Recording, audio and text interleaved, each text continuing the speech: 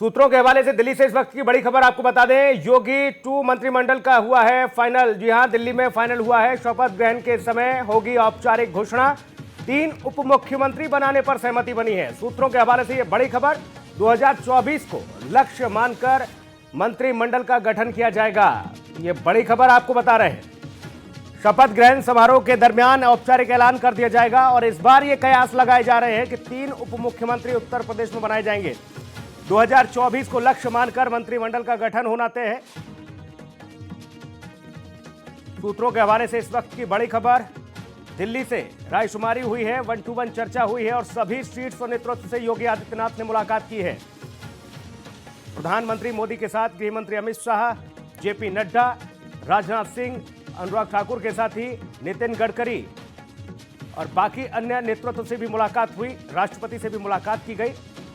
इस दरमियान आपको बता दें, यह माना जा रहा है कि 2024 को लक्ष्य मानकर मंत्रिमंडल का गठन किया गया है। हालांकि अभी इस बात की कोई औपचारिक ऐलान इसका नहीं हुआ, इस पर मोहर नहीं लगी है, लेकिन सूत्रों के हवाले से बड़ी खबर आपको बता दें, योगी 2 मंत्रिमंडल फाइनल हो गया है दिल्ली में। शपथ ग्रहण के समय औपचारिकता पूरी कर दी जाएगी, औपचारिक ऐलान भी कर दिया जाएगा। 3 उप मुख्यमंत्री बनाने पर सहमति बनी है। ये बेहद महत्वपूर्ण माना जा रहा है। पिछली बार आपको याद होगा 2 उप मुख्यमंत्री उत्तर प्रदेश में बनाए गए थे, दिनेश शर्मा और केशव प्रसाद मौर्य। लेकिन इस बार यह माना जा रहा है कि इस बार उप मुख्यमंत्रियों की संख्या बढ़ सकती है, 3 उप मुख्यमंत्री बन सकते हैं। योगी 2 मंत्रिमंडल का दिल्ली में फाइनल हुआ है।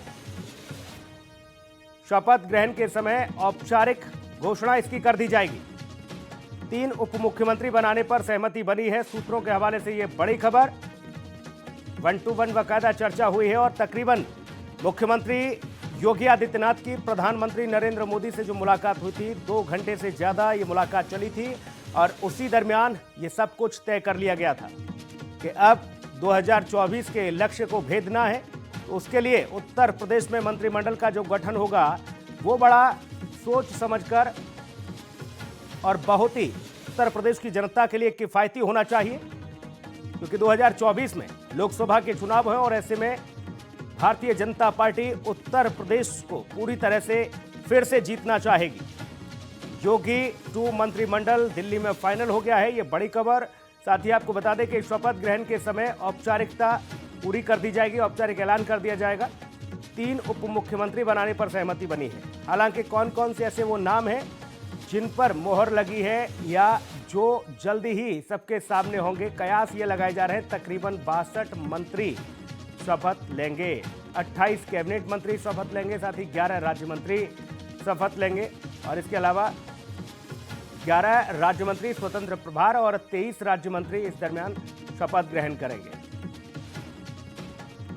3 उप मुख्यमंत्री बनाने पर हालांकि सहमति की खबर है। सूत्रों के हवाले से बड़ी खबर, केशव मौर्य को संगठन में भेजने की तैयारी की जो खबर है वो भी निकलकर सामने आ रही है।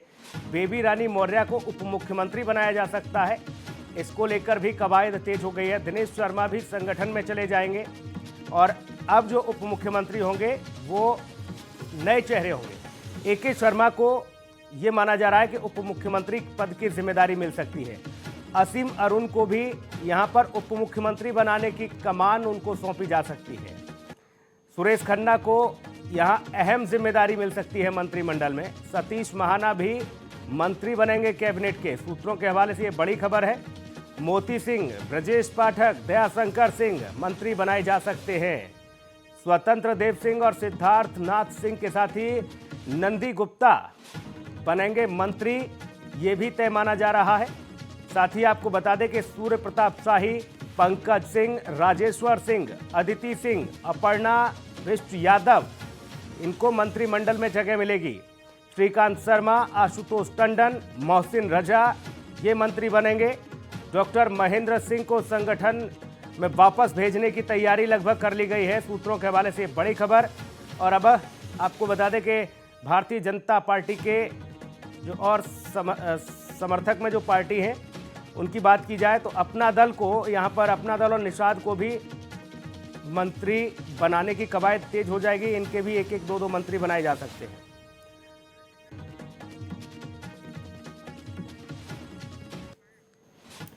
और सीधा रुख करेंगे न्यूज रूम का। अंकित हमारे सहयोगी तमाम महत्वपूर्ण जानकारी के साथ मौजूद हैं। अंकित, सबसे महत्वपूर्ण ये कि योगी 2 शासनकाल को लेकर सभी कवायदे जो है, जो रायशुमारी है मंत्रिमंडल को लेकर, वो तेज हो गई है और लगभग तैयारी कर ली गई है। उस पर जो मोहर लग जाएगी वो जिस दिन शपथ ग्रहण समारोह होगा उस दिन खुलासा हो जाएगा, औपचारिक ऐलान हो जाएगा। लेकिन सबसे महत्वपूर्ण ये अंकित कि 3 उप मुख्यमंत्री बनाने को लेकर खबर आ रही है। जनता पार्टी एक ऐसी पार्टी है बिल्कुल सोचने समझने के बाद, क्योंकि कई बार लोकसभा का चुनाव हो या फिर विधानसभा का चुनाव हो, तमाम ऐसे चेहरे और तमाम ऐसे नाम निकल कर आए, लेकिन भारतीय जनता पार्टी बिल्कुल विपरीत धारा में काम करती है। मीडिया के माध्यम से या सूत्रों के हवाले से जो खबर आती हैं कई बार उसके बिल्कुल विपरीत धारा में बह जाती है। अगर हम बात करें जो 2017 का चुनाव हुआ था तो जो राज्यपाल हैं उनका नाम बिल्कुल क्लियर हो गया था। उन्होंने अपने घर में हवन पूजन और गंगा जल का जो छिड़काव था वो भी करा दिया था। लेकिन बाद में निकल कर आया कि मनोज सिन्हा की जगह और उत्तर प्रदेश के मुख्यमंत्री योगी आदित्यनाथ रहेंगे। तो ऐसे अभी कहना जल्दबाजी होगी कि 3 उप मुख्यमंत्रियों के नाम पर मोहर लग सकती है। अभी की अगर हम बात करें तो उत्तर प्रदेश के कार्यवाहक मुख्यमंत्री योगी आदित्यनाथ दिल्ली में 2 दिवसीय दौरे पर हैं। कल भी वो लगातार प्रधानमंत्री भारतीय जनता पार्टी के राष्ट्रीय अध्यक्ष जगत प्रकाश नड्डा या फिर नितिन गडकरी और तमाम जो वरिष्ठ नेता राजनाथ सिंह वगैरह से मुलाकात करते हुए नजर आए थे और प्रधानमंत्री नरेंद्र मोदी की तरफ से कहा गया उनको शुभकामनाएं और आगामी समय में जो मुख्यमंत्री पद की दोबारा से जिम्मेदारी उनको मिलेगी उसको लेकर मंगल कामनाएं, ऐसी ट्वीट के माध्यम से जानकारी दी गई। लेकिन अभी की सबसे बड़ी खबर आ रही है, योगी आदित्यनाथ थोड़ी देर में दिल्ली से निकलेंगे। उत्तर प्रदेश में जो कैबिनेट मिनिस्टर हैं और संगठन के लोग हैं उनके साथ एक बड़ी मीटिंग करने जा रहे हैं। तो उससे पहले अभी ये कहना ऑफिशियल अनाउंसमेंट जब तक नहीं हो जाता कि इन नामों को लेकर चर्चा हो सकती है। लेकिन हमारे सूत्र ये भी बता रहे हैं जो उत्तर प्रदेश सरकार में कैबिनेट मंत्री थे, राज्य मंत्री थे, स्वतंत्र प्रभार का जिनके पास दर्जा था, उनको कहीं ना कहीं एक बड़ा झटका लग सकता है। योगी सरकार में जो मंत्री थे उनको फिर दोबारा से प्रमोट नहीं किया जाएगा, उनको मंत्रालय की जिम्मेदारी नहीं दी जाएगी। अगर हम बात करें तमाम ऐसे नए चेहरे हैं, ब्रजेश पाठक हो, जितिन प्रसाद हो, अपर्णा यादव विष्ट हो और उत्तर प्रदेश में जो भारतीय जनता पार्टी के प्रदेश अध्यक्ष हैं स्वतंत्र देव सिंह, उनको एक महत्वपूर्ण मंत्रालय की जिम्मेदारी दी जा सकती है। क्योंकि जब उत्तर प्रदेश में विधानसभा का चुनाव था उससे हाल कुछ दिन पहले स्वतंत्र देव सिंह को प्रदेश अध्यक्ष बनाया गया था, लेकिन उनके पास परिवहन मंत्रालय की जिम्मेदारी दी थी। तो संगठन वाले लोग हैं, जब तक ऊपर से संगठन की तरफ से आज शाम को उत्तर प्रदेश में एक अहम बैठक बुलाई गई है जिसमें योगी आदित्यनाथ सहभागिता करेंगे और संघ के कुछ वरिष्ठ पदाधिकारी उस बैठक में रहेंगे, भारतीय जनता पार्टी के कुछ पदाधिकारी बैठक में रहेंगे और आगामी समय को जो योगी कैबिनेट का विस्तार होगा और जो नए मुख्यमंत्री के साथ साथ जो मंत्री होंगे उनको कौन कौन से ऐसे चेहरे होंगे जिनको भारतीय जनता पार्टी की तरफ से और योगी आदित्यनाथ के मंत्रिमंडल में शामिल किया जाएगा। जी जी बिल्कुल अंकित, ये माना जाए कि 2024 के लक्ष्य को हासिल करने की पूरी कवायद जो है वो की जा रही है। में प्रधानमंत्री नरेंद्र मोदी ने खुद अपने कंधे पर कमान संभाली हुई थी। लगातार देश के प्रधानमंत्री नरेंद्र मोदी, उत्तर प्रदेश एक सबसे बड़ा राज्य है और वहीं से बिल्कुल क्लियर हो जाता है कि दिल्ली की कुर्सी पर कौन बैठेगा। तो एक सबसे बड़ा सूबा है और जिस तरीके से प्रधानमंत्री नरेंद्र मोदी, अमित शाह, राजनाथ सिंह ने उत्तर प्रदेश में डेरा डाले हुआ था, उसके बाद अपनी साख बचाई और प्रचंड बहुमत के साथ सरकार बनाई। तो यह स्थिति बिल्कुल साफ हो गई थी। 2022 के लक्ष्य के साथ साथ 2024 का लक्ष्य भी इनके लिए अहम मायने रखता है। उसको देखते हुए लगातार प्रधानमंत्री उत्तर प्रदेश के पूर्वांचल का दौरा करते हुए नजर आए, या फिर अगर हम बात करें बनारस की तो बनारस का भी लगातार वो दौरा करते हुए नजर आए। 3 दिवसीय यात्रा पर भी कई बार गए, 2 दिवसीय यात्रा पर भी गए। तो इनका इस बार जो टारगेट है 2024 है, तो जल्दबाजी में ऐसा कोई फैसला नहीं लेंगे। लेकिन हाँ, केशव प्रसाद मौर्य की बात करें, जिस तरीके से वो चुनाव हारे हैं, लेकिन भारतीय जनता पार्टी के अंदर का जो खेमा है वो कहीं ना कहीं स्वामी प्रसाद मौर्य को लेकर, क्योंकि स्वामी प्रसाद मौर्य एक संगठन के एक बड़े चेहरा माने जाते हैं, दलितों के एक बड़े नेता माने जाते हैं। भारतीय जनता पार्टी के पास अगर हम बात करें बेबी रानी मौर्य की, तो वो भी एक दलितों की बड़ी नेता मानी जाती है। स्वामी प्रसाद मौर्य अंकित समाजवादी पार्टी के हो गए हैं, केशव प्रसाद मौर्य बचे हैं, हालांकि वो सीट नहीं बचा पाए हैं। लेकिन अंकित ये माना जा रहा है कि उनको इस बार संगठन में भेजने की तैयारी है। AK शर्मा को यहाँ उप मुख्यमंत्री बनाया जा सकता है।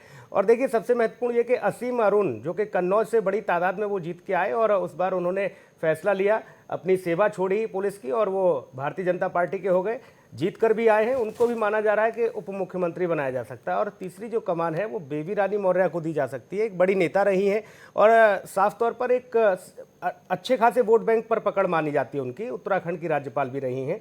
तो ऐसे में ये जो नए 3 चेहरे हैं, कमोबेश ये माना जा रहा है कि इन्हीं पर मोहर लगेगी और बाकी जो आपके पिछले जो डिप्टी CM रहे दिनेश शर्मा और केशव प्रसाद मौर्य, उनको संगठन में बड़ी भूमिका अदा करनी होगी। बिल्कुल सुनिए, जिस तरीके से अगर हम बात करें विधानसभा चुनाव में भारतीय जनता पार्टी ने जो जातीय समीकरण साधने का काम किया था, वही इस बार योगी कैबिनेट का जो विस्तार होगा, मुख्यमंत्री शपथ लेंगे, उसके बाद में जो बड़े दलित नेता हैं, स्वामी प्रसाद मौर्य तो समाजवादी पार्टी में चले गए, लेकिन केशव प्रसाद मौर्य अपनी सीट नहीं बचा पाए, ना स्वामी प्रसाद मौर्य। लेकिन भारतीय जनता पार्टी के पास भी तमाम ऐसे नेता हैं, लेकिन अभी ये कहना जल्दबाजी होगी। केशव प्रसाद मौर्य संगठन में जाएंगे। अगर दिनेश शर्मा की बात करें तो उनका तो बिल्कुल क्लियर तय हो गया, क्योंकि ब्राह्मणों के बड़े नेता हैं, ब्रजेश पाठक हैं, जितिन प्रसाद हैं, तो तमाम ऐसे नेता हैं जो ब्राह्मणों के बड़े नेता माने जाते हैं। लेकिन ये स्थिति बिल्कुल साफ हो गई है, दिनेश शर्मा संगठन में भेजे जाएंगे। और अगर हम केशव प्रसाद मौर्य की बात करें तो लेकिन जो उनके जो बड़ा शीर्ष नेतृत्व है वो केशव प्रसाद मौर्य को लेकर नाराजगी बिल्कुल नहीं है, क्योंकि वो अपनी सीट नहीं बचा पाए। केशव प्रसाद मौर्य की तरफ से यही कहा गया कि मैं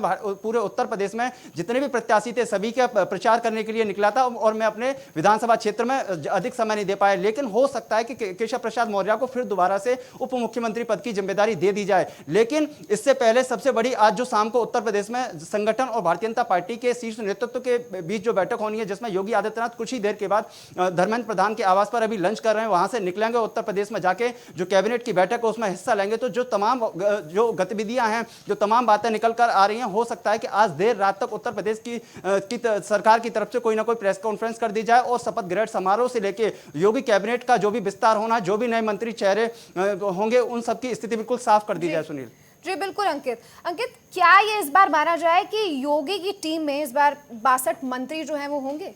बिल्कुल, देखिए, अगर हम 2017 की बात करें तो 63 से 64 मंत्री बनाए गए थे, जिसमें राज्य मंत्री और स्वतंत्र मंत्री या फिर कैबिनेट मिनिस्टर, ये पूरी एक कैबिनेट थी। तो ये बिल्कुल जो पद हैं उसमें कहीं ना कहीं सबको प्रमुखता के साथ स्थान दिया जाएगा। अपना दल की बात करें तो अपना दल की तरफ से भी एक मिनिस्टर हो सकता है, वो स्वतंत्र प्रभार हो या राज्य मंत्री हो या फिर कैबिनेट मंत्री हो, उनको भी कहीं ना कहीं दे दिया जाएगा। अपर्णा यादव की बात करें तो हो सकता है कि MLC मनोनीत करने के बाद इनको भी योगी कैबिनेट में कहीं ना कहीं प्रमुखता के साथ स्थान दे दिया जाए। ब्रजेश पाठक हो, जितिन प्रसाद हो, या फिर बेबी रानी मौर्य हो, AK शर्मा हो, तो तमाम ऐसे चेहरे हैं। स्वामी प्रसाद मौर्य के जाने से तो कोई ज्यादा बड़ी वो नहीं है, लेकिन हो सकता है कि उनकी जगह केशव प्रसाद मौर्य को उस जगह प्रमोट किया जाए, क्योंकि 2024 नजदीक है। ऐसे में तमाम नए चेहरे भारतीय जनता पार्टी उनके आने वाले समय में, क्योंकि जो लोकसभा का चुनाव है उनको कहीं ना कहीं बनाने का काम करेगी। तो जो संगठन है वो आज भारतीय जनता पार्टी उत्तर प्रदेश के मुख्यालय में बैठक करने जा रहा है, उसमें योगी आदित्यनाथ, ये सारी स्थिति आज देर रात तक क्लियर हो जाएगी, कौन कौन से चेहरे होंगे। और 2024 का जो लक्ष्य की हम लोग बात कर रहे हैं वो बिल्कुल यहीं से योगी आदित्यनाथ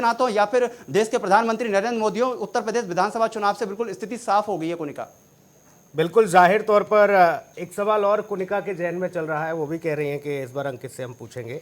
जी, लेकिन अंकित, पिछली बार जहां तक मुझे याद है कि जो सीटें थी वो भी ज्यादा थी। बिल्कुल, देखिए, अगर हम सीटों की बात करें तो कई उत्तर प्रदेश के मुख्यमंत्री की जिम्मेदारी आप छोड़िए, अगर हम लोकसभा की बात करें तो तमाम ऐसे मंत्री थे जो केंद्रीय मंत्री नितिन गडकरी हैं, उनके पास 3 से 4 मंत्रालय की जिम्मेदारी दी गई, या फिर पीयूष गोयल की बात करें उनको भी तमाम मंत्रालय की जिम्मेदारी दी गई। लेकिन इसमें जो अगला 2019 का लोकसभा चुनाव आया उससे पहले तमाम ऐसे नए चेहरों को प्रमुखता के साथ स्थान दिया गया। अगर हम SP सिंह बघेल की बात करें या फिर हम जो कौशल किशोर केंद्रीय राज्य मंत्री बनाए गए, तो तमाम चुनाव से पहले उन मंत्रियों के मंत्रालय की जिम्मेदारी बांट दी गई। ऐसे ही उत्तर प्रदेश में बिल्कुल क्लियर हुआ कि एक एक मंत्री के पास कई मंत्रालय की जिम्मेदारी थी, लेकिन जैसे ही विधानसभा का चुनाव नजदीक आया तो उसको डायवर्जन कर दिया गया। अगर हम जितिन प्रसाद की बात करें, कांग्रेस पार्टी के एक वरिष्ठ नेता रहे, केंद्रीय मंत्री रहे, उनको भी वहां पर बैलेंस करने के लिए एक बड़ा मंत्रालय दिया गया। तो इससे पहले जो सीटें थी उनकी संख्या अधिक थी लेकिन मंत्री कम थे, तो उसमें बिल्कुल सेम स्थिति वही हो सकती है कि अभी इन लोगों को 62 या 63 सीटों पर योगी कैबिनेट में जो नए चेहरे या फिर पुराने चेहरे उनको स्थान दे दिया जाए। लेकिन जब लोकसभा का चुनाव आएगा तो उसमें कुछ ना कुछ नए चेहरे जो बिल्कुल अंकित, जाहिर तौर पर नोएडा के सेक्टर 62-63 को लोग पनौती माने बहुत सारे लोग, लेकिन 62-63 की जो संख्या है वो मंत्रिमंडल के लिए बड़ी खास मानी जाती है। बहुत शुक्रिया योगी मंत्रिमंडल के, बहुत धन्यवाद अंकित तमाम महत्वपूर्ण जानकारी के लिए।